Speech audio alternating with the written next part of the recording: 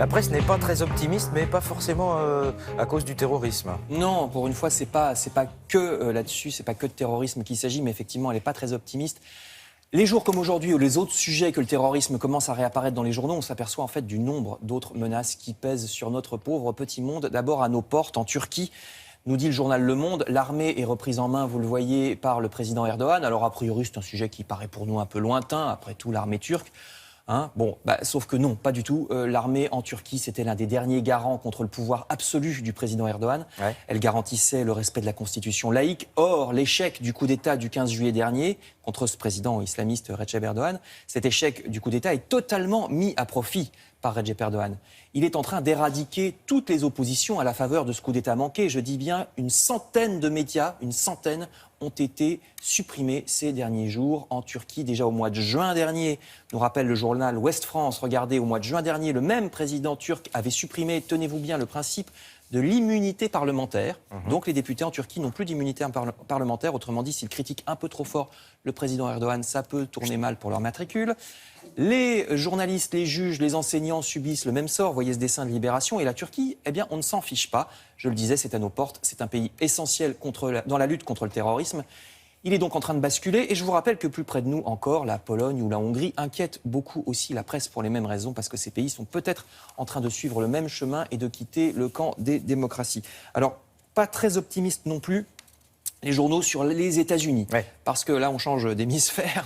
Mais pas forcément d'atmosphère. Ouais, oui, non. On va à l'ouest.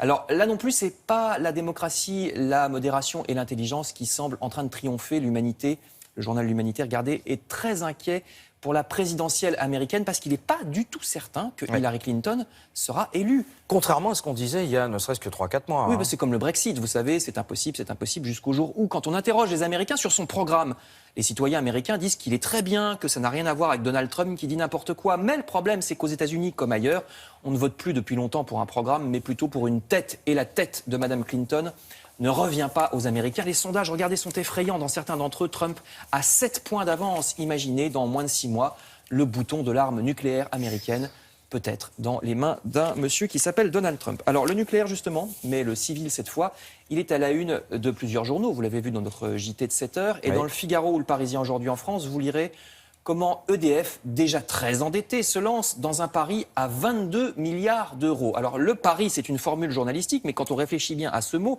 c'est quand même effrayant aussi de se dire qu'on parie, on risque, on joue avec une somme aussi délirante. Ce pari est celui de la construction, vous le savez, d'une centrale nucléaire en Angleterre, dont le coût est absolument pharaonique. Risque financier énorme, qui en plus pèsera à 100% sur EDF. Pas moins de 7 administrateurs de notre électricien national ont voté contre ce projet. L'un d'eux, vous voyez, a même démissionné, considérant, je cite, qu'EDF court vers l'abîme.